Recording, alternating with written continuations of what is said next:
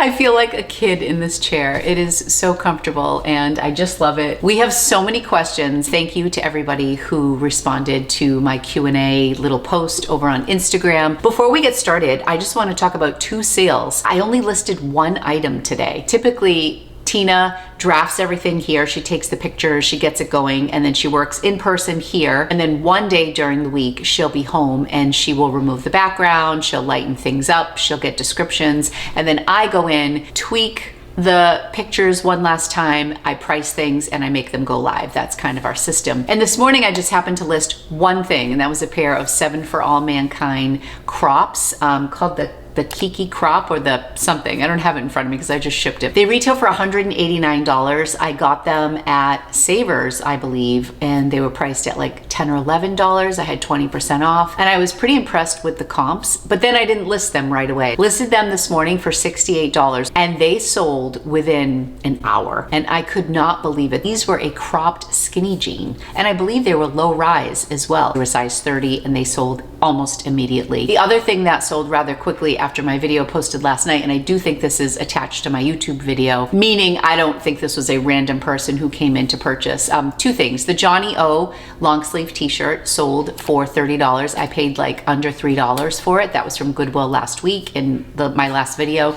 And then also that beautiful, beautiful Paca sweater. I listed it low. Somebody came in and offered me $55, but I got it for like $5 and change. So that was one of those win-wins. Someone got a really good deal on almost perfect sweater from Paca that retails for $139. What a gorgeous, gorgeous sweater. And thank you to everybody who commented that that's a great brand, that you have sold their sweaters really quickly. That sold in about a day or 2. I think I may have listed that yesterday, knowing the video was going to go live last night. So those 3 items sold super quick. I only spent $24 at Goodwill last Saturday on 6 items. 1 I kept for myself, 5 I listed. The Johnny O shirt sold for $30 and the Paca sweater sold for $55. So $85 in sales already, which makes me really happy because I am buying less, and it's just very gratifying to see things turn over so quickly. Let's get into the Q&A. I'm going to put timestamps below so you can jump around to particular questions or themes or things like that. And I feel so alone because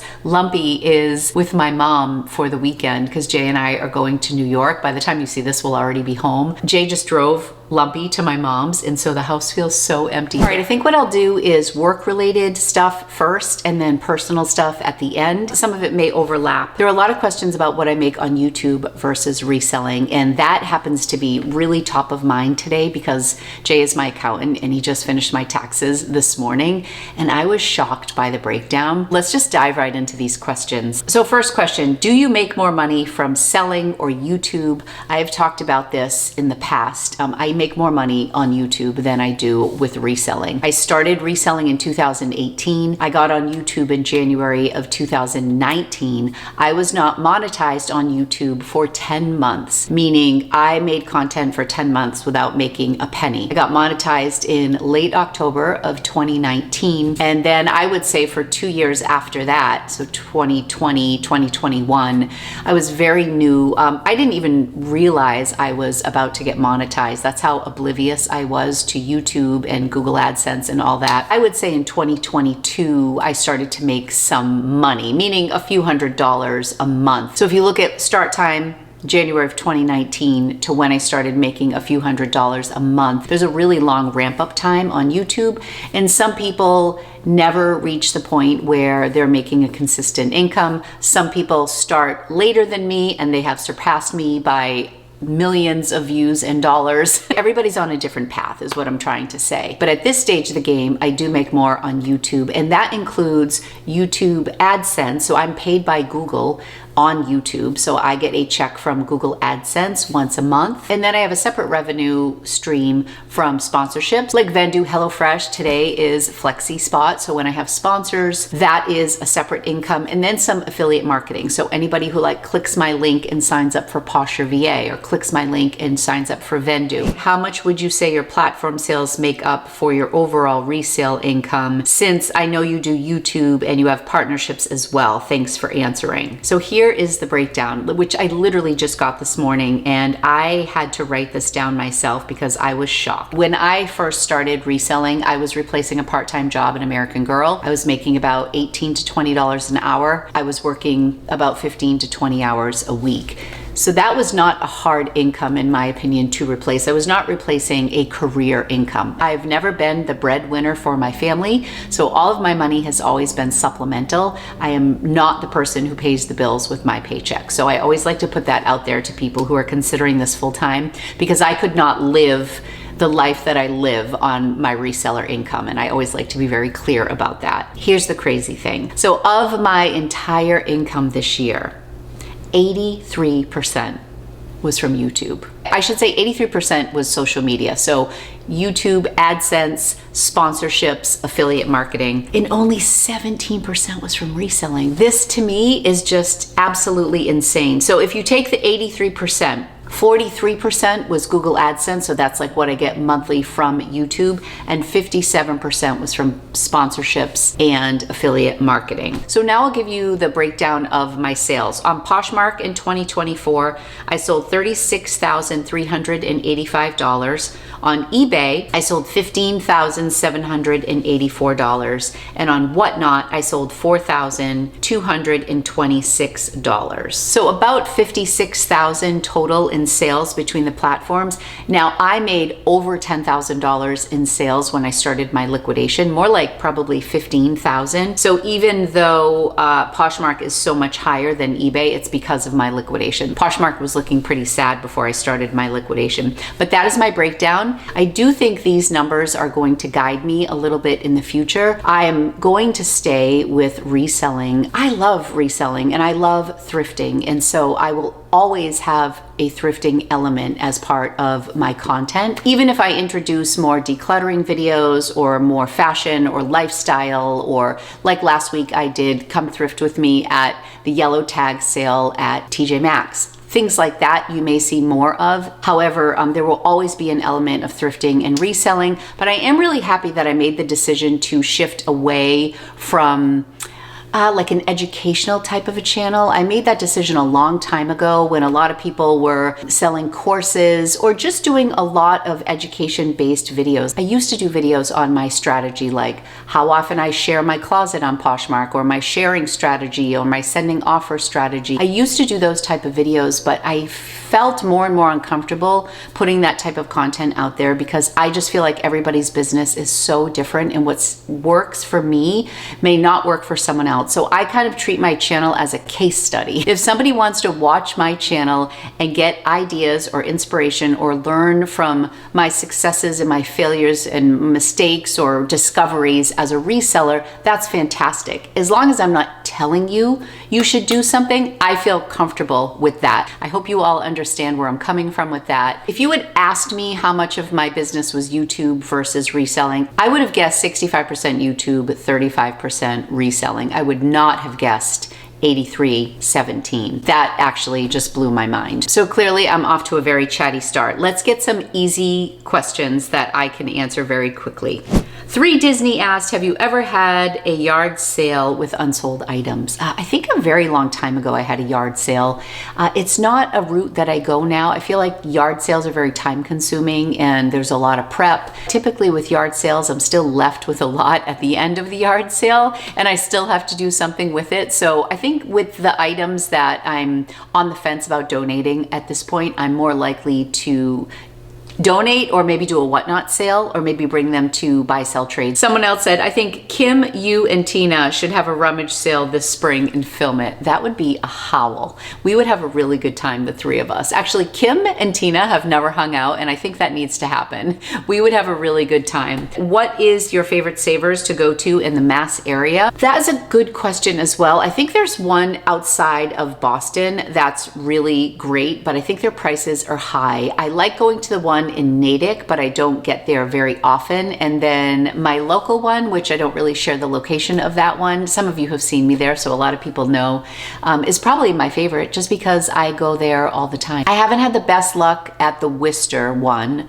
I haven't been there in a long time, but it's been a while since I've found great stuff at the Worcester location. And I guess the one in Natick, if I had to pick, I think they probably get better brands than my local one. My local one is just home to me, so I tend to be there more frequently, so I'm in a position to find better things more frequently just because of the time that I spend there. I think if I had more time and I was in Natick more, that would probably be the one where I would find the best things. But that one's also super, super busy because it's near the Natick Mall. I think you can find good stuff in Massachusetts at a lot of these big stores. You just have to be consistent. And I know that's not the same for everybody in different areas, but I do like Savers despite their increasing prices. Thank you so much to FlexiSpot for sponsoring today's video. This incredibly comfy chair that I am filming in today is the new Lotus XC6 swivel rocker recliner. This is the most comfortable chair with spacious seating.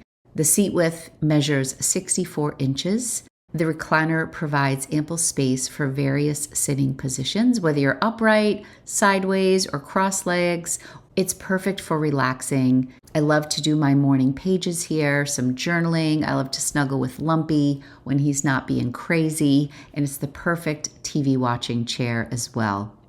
This has a 360-degree swivel feature and a rocking mechanism that offers comfort, helping you release stress like a warm embrace. You can effortlessly extend your legs and recline. It's ideal for taking a short nap.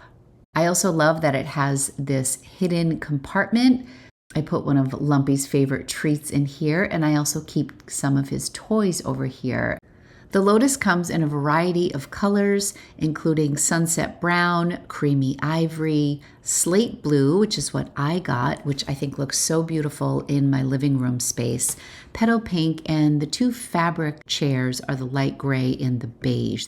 This chair comes with a variety of additional features. Be sure to check it out by clicking the link below and don't miss out.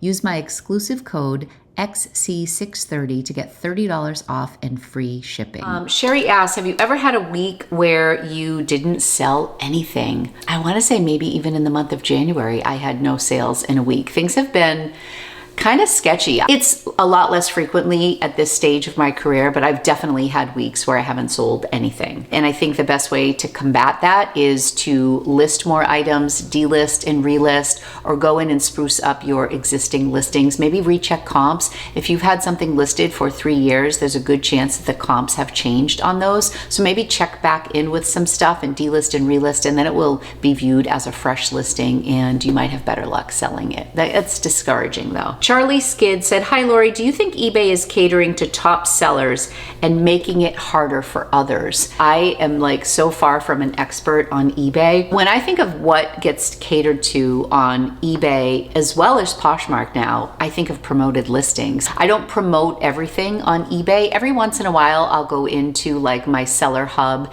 and click on a bunch of things that are eligible to be promoted, and I'll promote them like at 4%. There was a time where I promoted at whatever eBay suggested we promote at, but when Jay was doing my taxes, he could not believe the amount of money that was taken out from eBay. It was a little bit over 20%, which again surprised me because I always accuse Poshmark of being the one that takes the most in fees because they take 20%, but I have to pay for a monthly store on eBay, and then I do promote some listings. So whatever their fee is, they take that, and then on top of it, if I sell something via promoted listings, they take even more. So those fees can add up, and I do think that those top sellers probably are promoting their listings. They may get more action. I refuse to promote my listings on Poshmark, which is maybe why my sales are down over there. I just don't think that Poshmark's search capabilities are as good as eBay's. Like if I search something on Poshmark, the most random things pop up sometimes. So I'm like,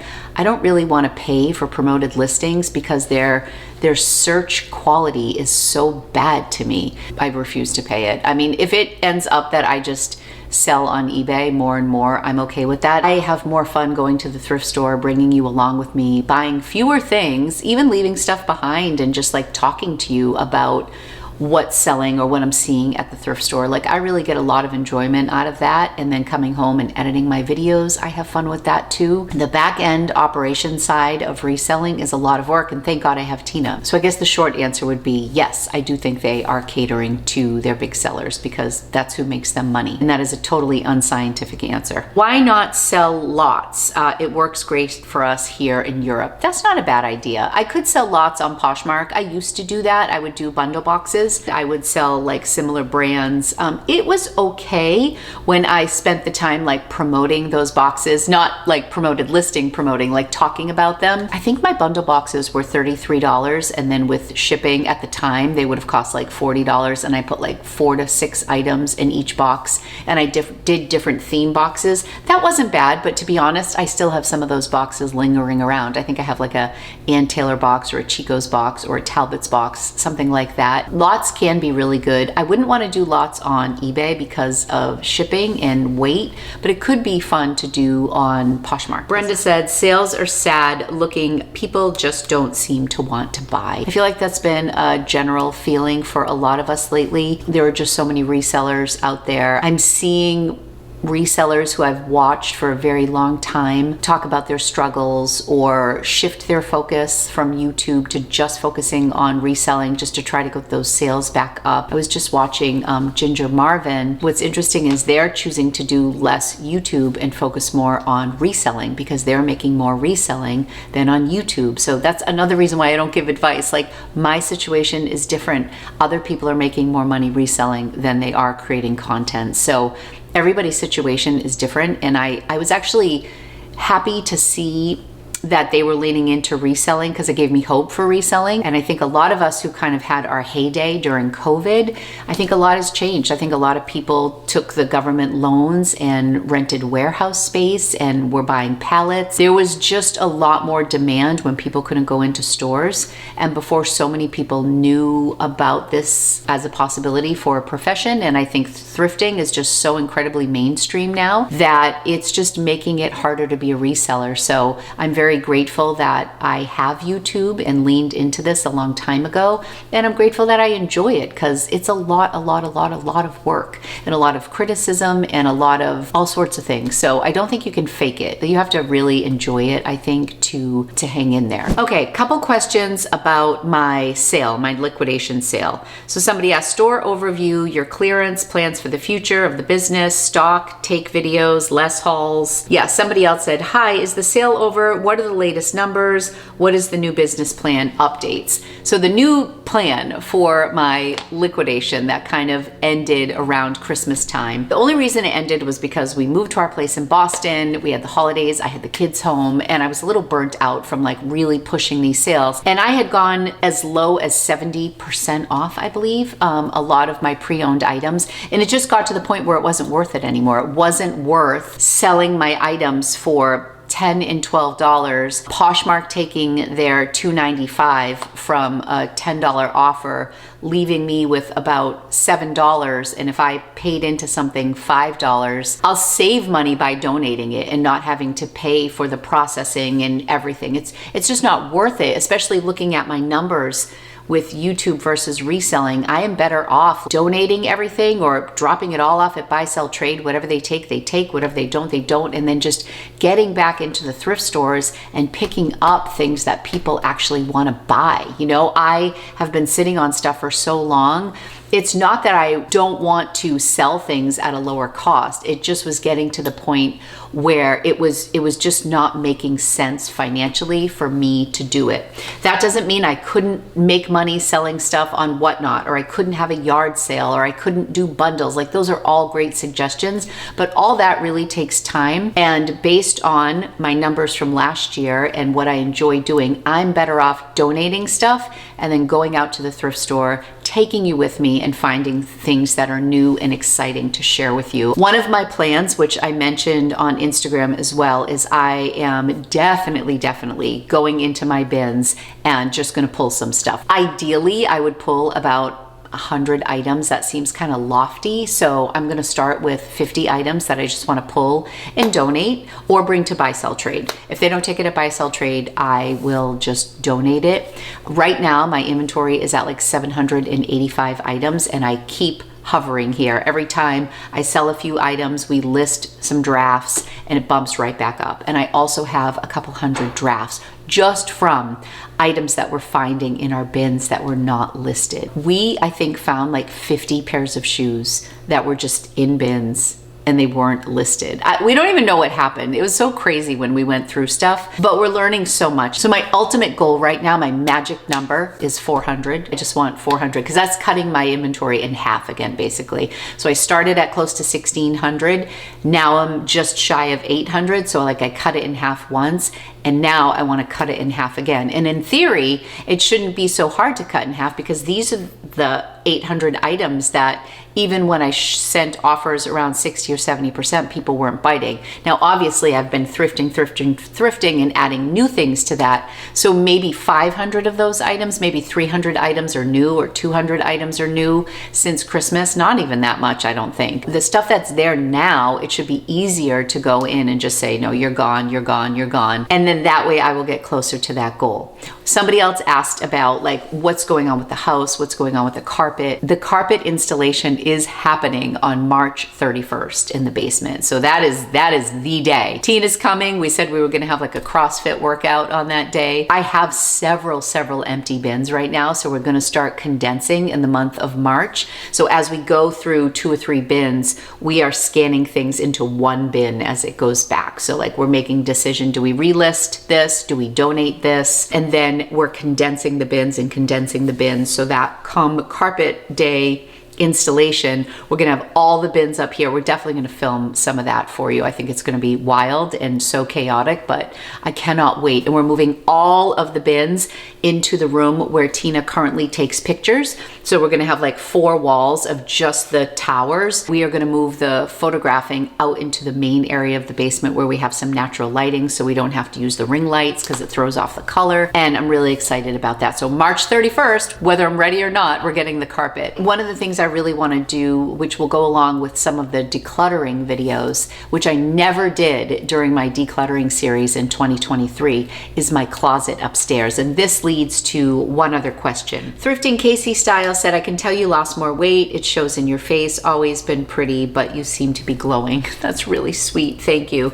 And somebody else asked about my weight as well. And I only bring this up because I talked about it in my last video because people asked, are you on Ozempic? Like what's going on? That sort of thing. I've been on Zepbound since May. I'm currently taking 10 milligrams. I started at 2.5. By Christmas, I had lost 35 pounds. I started at 203. 35 pounds was 168. Currently, I weigh like 166.5. So if you can do the math, since Christmas, I've only lost like 1.5 pounds. It's been a very slow 2 months. It was Christmas. I'm not making excuses. I'm just laughing because we eat out so much in Boston, and it's a cocktail here and an appetizer here, and I'm not eating as much, but I was so structured before the holidays, and now I just feel like I'm maintaining. I'm treading water a little bit. I'm really happy that I've lost a couple pounds. My goal is to weigh 149 pounds. That would be my ultimate goal. I was hoping to get there by my 1-year anniversary on the medication. I'm not in so much of a hurry. I feel so much healthier now and I have so much more energy and my clothes are fitting. So I'm actually happy with where I am now. I just would like to lose a little bit more. I would have that much more energy. I would have less, weight on my knees and my joints and all that stuff that you start to feel in your 50s. With that being said, one of the last things that I really want to do for my declutter video is my closet upstairs. I have so many things that I need to go through, and I think come May, when I'm at my 1 year, wherever I'm at, I am just going to try on everything in my closet, go through it all, and do like a huge declutter and just try to go to like a capsule wardrobe and like really choose the things that I love because I love them, not because they fit me. Because at 200 pounds, I just kept what fit, like stretchy things, whether I liked it or not, it fit me, it looked okay, so I kept it. And then I had all these clothes that didn't fit, that maybe someday, I'm finding that even though the clothes fit me, I don't necessarily like them. So I think once I get to my goal weight, anywhere between that 149 and 155 would be really ideal. So I'm not that far away from 155. I'm gonna just, you know, I'm gonna be content there, I think. And I wanna go through my wardrobe, and that's gonna be a massive overhaul. So that's gonna be a big declutter thing. So that's really it on my weight. I need to get back on track. We're gonna join a gym in Boston. I walk a ton in the city. It's just freaking cold. So we'll talk more about that. Actually, I guess I just jumped into personal stuff by talking about my weight, but kind of business too, because I'm gonna do a declutter video. Shaylin said, yes, more declutter videos. So wonderful. Dress by Tay says, I would love to see the video. You inspired me to donate stuff, so I'd love to see it. Oh, she's referring to the video where I want to go through and pull stuff out of my inventory, which I just mentioned, like, so 50 to 100 items. I'm going to show you basically like the anti-haul. What am I getting rid of? Not what am I bringing home? So that will be something we can look forward to. Watching you decide what items to pull would be great. Also the declutter. So yeah, all of these comments, that was from Fran. Sales are bad. I'm trying everything, sharing, listing 5 to 6 a week. What is wrong? I think whenever you are like not selling anything and you feel like you're doing what you're supposed to be doing, I think you sometimes need to try something different. Like, are you looking at comps? Are you picking up desirable items? Are you pricing them correctly? Are you sharing your closet? How are your pictures? I think sometimes when sales are bad, like my sales were dismal, and I'm like, duh, Lori, you have all these drafts and you haven't listed a damn thing in 5 days. So I started listing consistently, and guess what? I started selling a couple things. Like, sales aren't amazing, but they've gotten better since I wasn't listing. If you're listing 5 or 6 a week, is that enough? Maybe you need to list 3 or 4 a day, I don't know, or 1 a day. If we all knew, if there was a magic ball, we would all be doing it. But I think that if you're really struggling with sales, you have to take a step back and really take an honest look at your business. Do you need to cross list? Is that something that would be helpful? Is Poshmark lousy? Maybe you should try eBay. Maybe you should try live sales. Some people love it. I love live sales on Whatnot, but I don't get top dollar for items over there. I've never done live sales on Poshmark. A lot of people think it's a great thing. A lot of people hate live sales. You have to decide what works for you.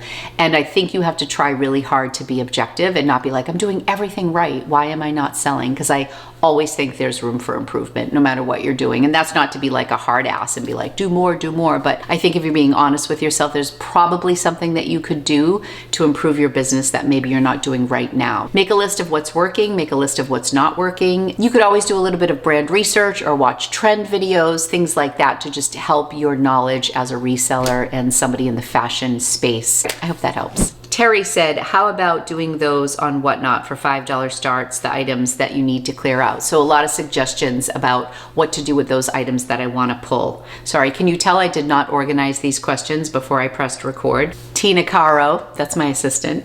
Tina says, hi Lumpy, and he's not even here, Tina. I'm sad. The house feels so empty with him, and the echoing is not helping. Okay, I feel like most of the questions from here on out are gonna be personal, so if you were just here for reselling stuff, I'll probably touch on a few more reselling things, but as I'm looking through these questions, I feel like most of them are personal.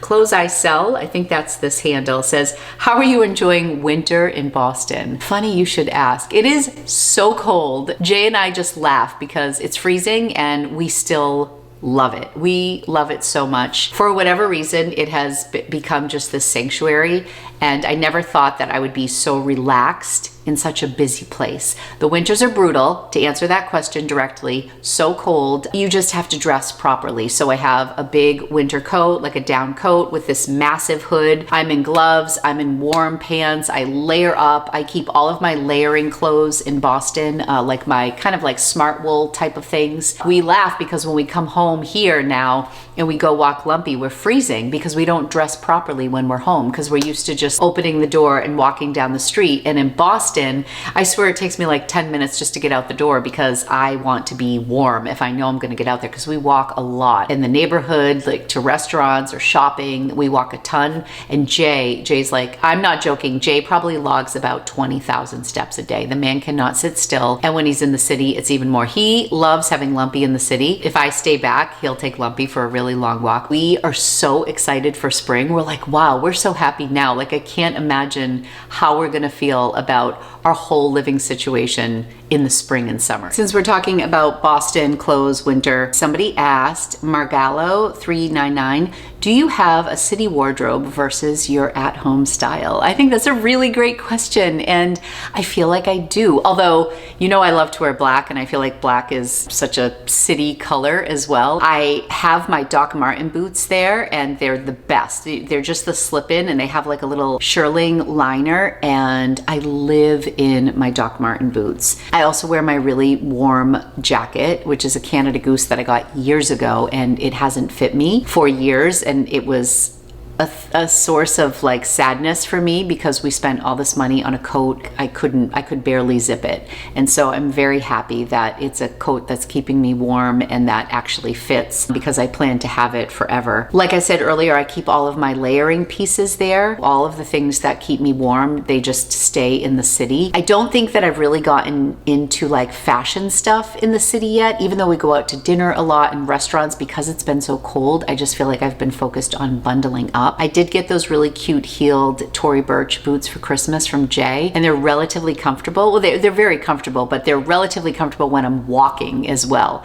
So the tricky thing is, we're going to dinner on Newbury Street and I want to look really cute, but we're walking there and we're walking home. So I have to find something that looks good, but is also practical for walking. And I learned a long time ago with Jay, I have to wear walking shoes because we just walk everywhere. I got this really long coat from Marine Layer. It's beautiful. Remember, I was looking for a trench coat forever. The Marine Layer finally came back in stock in a medium, so I bought it. I keep putting it on and taking it off and putting it on and taking it off. Like, I haven't committed to it yet, but it's so nice. It's like this warm trench coat, so it has a little bit of stretch to it. It's almost like the J. Crew blazers that stretch, but it like comes down to like past my calves. It's long, it's camel color, and it's beautiful. And I was so happy when it came back in stock and it was on sale in a medium, because it was really oversized. And I tried it on in the store in a large and it was just too big. So anyway, I'm really excited about that, but I think that will be great like in March when it's starting to not be so cold and I can wear it with like maybe all black underneath with those black boots and like some gold earrings. I think it would be so pretty. But I do feel like I dress a little bit different in the city. It's nice to just see people dressed up at Copley Plaza and places like that, out at the restaurants, but I think I'm gonna dress up a lot more in the spring and summer. Somebody asked, do you see yourself selling your home and moving to Boston full time? I really think that the reason we're able to enjoy Boston so much is because it's completely minimal.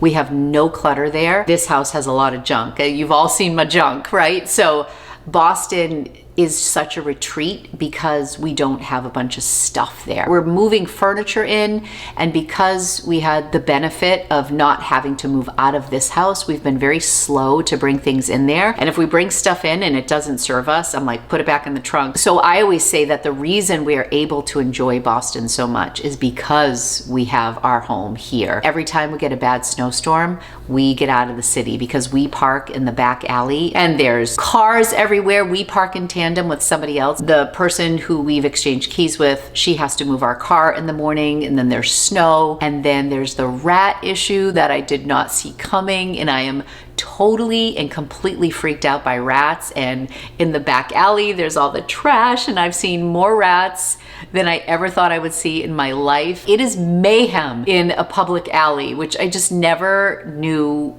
this world existed. I need a break every once in a while, and usually if the weather is really bad, like, it's just best to get out of there and let the plows come and do their thing. Let my neighbor who we park in tandem with, like, clean her car off, come and go as she needs to, and then go back when it's nice. I feel very blessed that we can do that.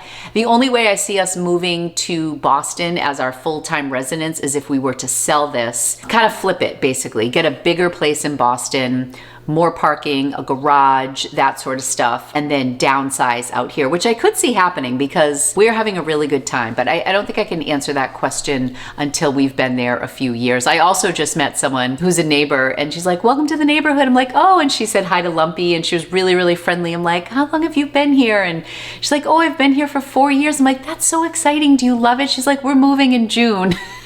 It's like, oh, okay. And then you talk to people who've lived there for 7 years and they would never live anywhere else. So everybody's different. We're just figuring it out, but we're really having a good time. Someone asked, how has your new routine apartment affected your reselling business? This is a really good question. Sorry, it's business, and I said this was the personal section. I feel like I've been a lot more efficient because I'm commuting. You know the expression, if you need something done, give it to the busiest person in the room. I feel like I am busier in a sense because I'm technically commuting out of the city, but I'm so much more efficient with my time. Like if I know I'm here on Mondays with Tina, not always Mondays, but whatever day I'm here with Tina, and I know I'm going into the city and I'm going to be in Boston for 2 or 3 nights, whatever, I do the laundry, I make sure I take the trash out, I'm wiping things down, I'm cleaning, I am making sure all my shipping is done, I'm making sure I get my appointments in. I'm like super efficient so that when I go into the city, I can just breathe and relax. Or I'll film, like today, I'm filming.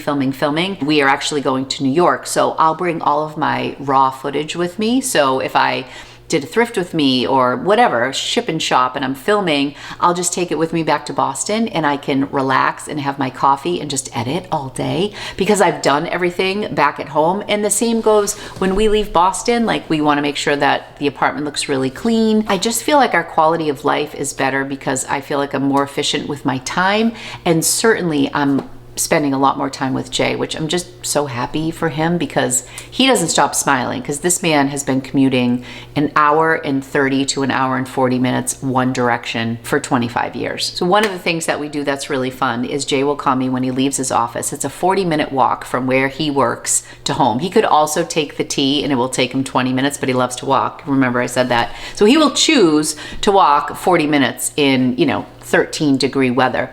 So he'll say, let's go to dinner. Why don't you meet me on Com Ave? So there's like the green that goes all the way down Commonwealth Ave. Everybody walks their dogs. So what I'll do is I will bundle up and Lumpy and I will walk this way and Jay's walking this way, and then we'll meet wherever we meet.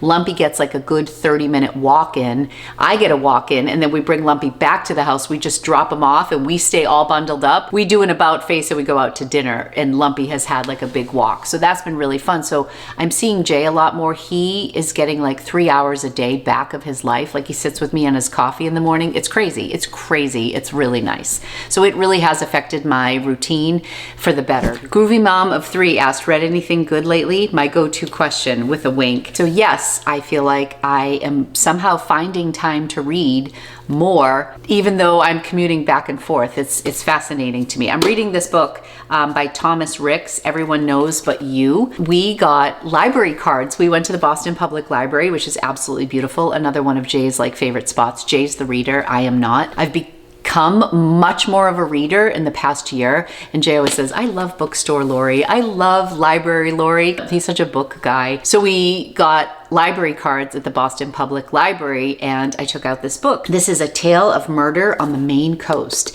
It's about an FBI agent who just lost his, I think, wife and child. We don't know so much about the accident yet. He just wants to be in a secluded space. So he goes to Bangor, Maine. A lobsterman washes up in Acadia National Park in the water, and he goes up there, and there's like this very small like island town where there's all sorts of secrets, and he's trying to find out like how this guy died. He was murdered.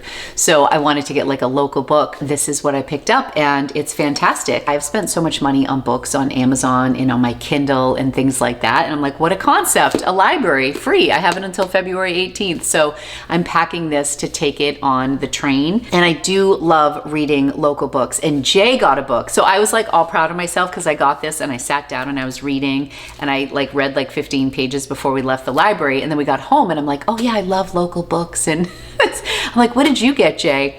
He's like, oh, this I've seen this. It looks really good. It's called, I think it's called The Lady in the Library. I'm like, oh, what's that about? He goes, oh, it's about a murder that happens in the Boston Public Library. I'm like, how did you get that book? That's even cooler. So I do love mysteries. I'm not a big fantasy reader. Rom-coms I can do. I like light books sometimes. I went through a big phase over the summer where I was reading like Jane Austen, and then we read Charlotte Bronte's Jane Eyre, which I think is like the best book ever. That was an audiobook, and audio and visual reading kind of at the same time because I have ADD, so that kind of helped. And then I was just like tapped out on the classics. So I decided when the new year happened and I was burnt out from reading so many of the classics, I'm like, I just need something light. I read an Ellen Hildebrand book. I'm still finishing The Lioness of Boston. That's on my Kindle, and this is what I'm reading. So hoping to get through most of this in New York. I hope you all were excited to see this 3-hour video. So someone else said, do you still hope to do a book club on YouTube? So I don't think I mentioned this on this channel, but on my second channel, Time with Tata, where I talk about journaling, mostly fountain pens, luxury handbags, and I've been talking a little bit about books over there. I want to start a book club. So what I'm going to do is I'm going to put a survey out on Instagram.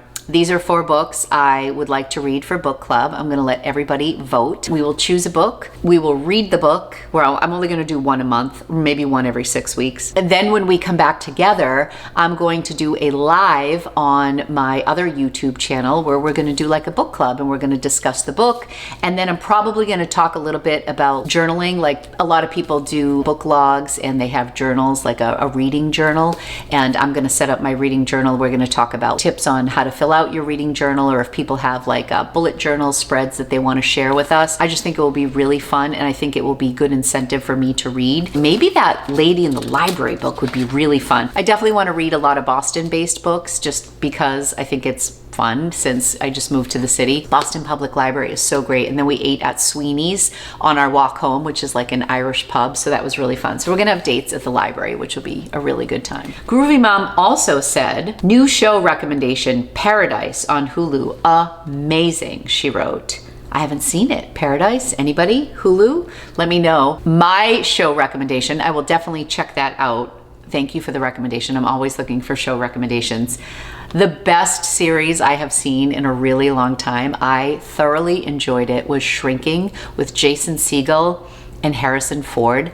So amazing on Apple TV. It's really, really good. They're all therapists. They're all flawed, as we all are. The characters are so rich. And then there's a woman who's part of the practice as well. It's all of their issues. Like Jason Segel has boundary issues, and Harrison Ford is like kind of gruff and he has like crazy boundaries. And so they're opposites. The acting is so superb. The writing is so good. It can be really racy at times. It can like make you want to cry at times, and it's hilarious. And I loved it so much. A third season was already approved, so I'm thrilled. I was sad it was over. So let me know if you've seen Shrinking, because I think it's so good. How do you like the white noise machine you bought when you moved to Boston? Do you recommend it? This is another funny question because I was just talking to Angie about this. I ended up getting the Hatch when I moved to Boston, which is totally unnecessary, but yes, I love it. I bought one for Angelina too. I asked for her routine because she's like, oh mom, I'm so obsessed with my Hatch. I have this great routine going. We mostly listen to green noise. They also said the dogs respond to green noise.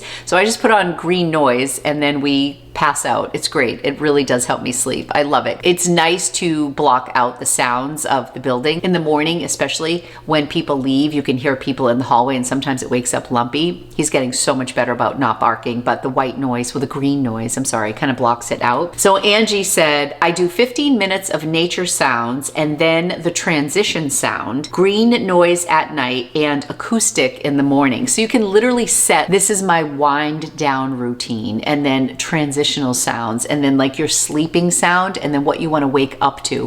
What wasn't really working for us is you set it so that the light starts, like it shines a light and it gets brighter and brighter and brighter to, you know, simulate the sun coming up if you need to get up earlier than when the sun actually rises. And what was happening was it would be like a Saturday and we set it to like every day. The sun would be rising at like 6 a.m. and Jade'd be like, why is it so bright in here? So we shut it off and we just listen to the green noise now. But then like I never went back to it. For Christmas time, you can sync it with music. So we had Vincent Giraldi, the Peanuts soundtrack, the Christmas music would come on after the light went up. And then it would just play on repeat and repeat. And then finally when Christmas was over, we're like, we need to stop with the Christmas Peanuts music. So I feel like we've tried different things and it's been great for a short amount of time, but then we haven't found like the perfect routine. So I'm going to try Angie's routine. I love acoustic music. You can wake up just to the music. You can wake up to music and the light. It's really fun, but there is a subscription fee, but you can also use it for free. It's all automated from your phone. It's very aesthetic. You can get different colors. I mean, I love it. It's totally unnecessary, but I love it. You can just get a white noise machine for probably $25. It's one of those things that if you can have fun with it and you have a little extra money or you want to treat yourself, it's really, really fun.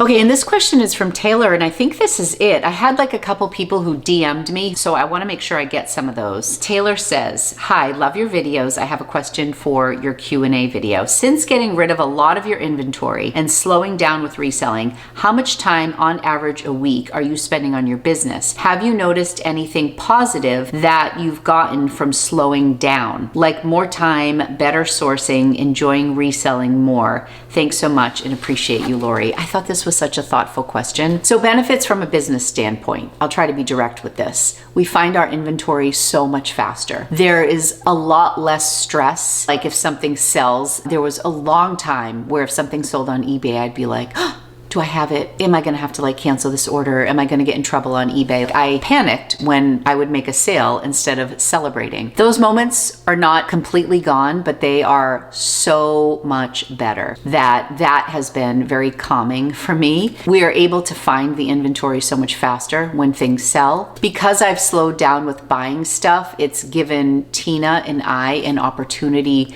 to get that back end of stuff to a place where it should have been years ago. I just could never get above water because before I had Tina, even when I had a high school student, it was just too much to manage. And I've realized that by having Tina, it has freed me up to do other things. And we're just a really great team. It's been really nice. I've also largely just let go of the need to bring home a ton of stuff. And for a long time, I was very much driven by my views on YouTube. That's what people seem to want. They want the big hauls from Goodwill. I got 50 pounds of clothes. And I mean, I know that extreme videos can be really fun, but I just had to make a promise to myself that my quality of life was more important than my views on YouTube. I'm sure I lost people during the decluttering series who were just here for reseller content. And that's what happens as channels evolve and content creators talk about things outside of what YouTube recognizes them for. My views were typically much lower with my decluttering videos, but that was a season of my life that made a huge difference in my quality of life. And just this morning I was changing my sheets because now that we've talked a little bit about content in 2025 and people have talked about doing more decluttering videos, and I opened up my linen closet, I'm like, you still look pretty good. Even after, almost 2 years, it could use a little sprucing up, but it's not what it was. Like I had so much clutter everywhere. And when Rocco left for Spain, we cleaned his room, we painted his walls, we cleaned Anthony's room out once, and then Anthony came home and we did another round of decluttering. Angie's cleaned her room. We've gotten rid of so much stuff. It just feels so much better. I don't think I could have done the carpet in the basement if we hadn't done all the decluttering. We are still going to do renovations here on this main floor, the new floors here. I couldn't have done any of that if I had all the clutter that was in my house prior to the decluttering. I don't know how to phrase this. Everything is good in my heart that has happened because of the liquidation, because of the decluttering, and because of the just slowing down in general with the consumption of thrifted clothes. I am a consumer. I am a maximalist. I now buy way too many pens than I should. That's my guilty pleasure now. I buy a ton of fountain pens, more than I should, but now that channel's getting to a point where I'm working with brands and I'm not paying for stuff as much as I was a year ago or 2 years ago, and that's been a real nice creative outlet for me over there. chair. I feel like that has been a really fun thing in my life as well. I just partnered with a brand called Esterbrook. They are doing live sales and I am their host. So they are paying me to do live sales for them on Whatnot. We had our first show last Wednesday evening. It was kind of like riding a bike for me because I've done so many Whatnot shows. We sold 95 pens and we auctioned off these one-off pens. One sold for $909. Two of them sold for $750. It was wild, absolutely wild. And I'm really happy that I've managed to take a hobby like thrifting was at one point and actually make it something that could kind of fold in as another revenue stream for me, where I wasn't just spending money. So I think I've learned a lot through this journey and it feels really good to let go of some stuff. I think that as I get older, I realize how much the clutter and the stuff invades other parts of my mental health. Everybody feels better when their space is cleaned. I feel like Lumpy feels better when his toys are picked up. My kids always felt better when their space was clean. It just does something to you. And so slowing down with the consumption for reselling has been wonderful. I absolutely love it.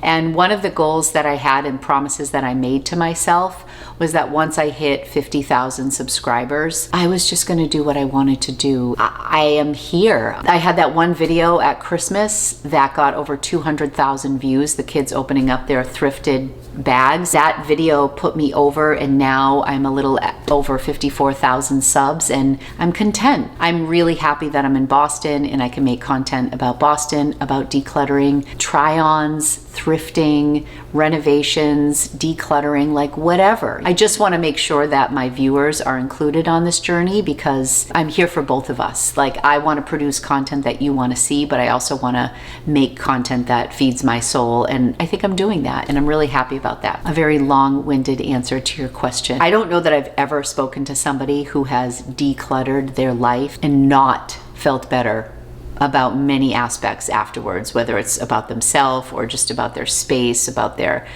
everything. I don't think I've ever talked to anybody who decluttered and said, geez, I really miss all my stuff. Have you? I don't know. I can see maybe regretting donating 1 or 2 items, but even that, if I donated 400 items last year and there's one item that I wish I didn't donate, chances are I can probably find it on eBay and buy it, and that would be okay. Somebody else also asked about seeing like a full tour of my apartment. I have a video coming up in the future that I'm working with a mattress brand, and I've ordered a bed frame for downstairs. I feel like everybody has seen upstairs, and that's only because downstairs just is so barren that I figured I would show more of the downstairs as we filled it in with furniture. But yeah, I can show you a tour anytime. I can probably do that in an upcoming video. Next time I'm in Boston and I do a little thrifting or something, I can bring you around and show you what it looks like right now. But you'll definitely get a glimpse. I think the mattress video is going to be coming out at the end of February or beginning of March. So that is all for today. My goodness, if you are here, I bow to you. I haven't done a video this long in some time, so thank you so much. If you watch this in 4 parts, I completely understand. If you tuned out 40 minutes ago, I understand that too. I had a lot of questions. Thank you so much for your feedback and your questions and your support and your love. It means the world to me. It really, truly does. I can't say enough about this chair from FlexiSpot. I absolutely love it. The other one was mechanical. It had all sorts of contraptions and it was great, but this is just very youthful and contemporary and comfortable, and it's manual. It's got like storage on the sides. I'm really happy that I have this. I think I'm gonna end up giving the initial one to my mom, or Rocco, when he gets back from Madrid, is gonna take it up to Maine. Thank you all so very, very much. Be sure to subscribe if you'd like to see more from me. I am going to leave a couple videos here for you to watch if you haven't seen enough. Thank you all so much for being here. I love you guys, and I will see you soon in another video. Take care. Thanks again to FlexiSpot for sponsoring today's video. Be sure to check it out by clicking the link below. Use my exclusive code XC630 to get $30 off and free shipping.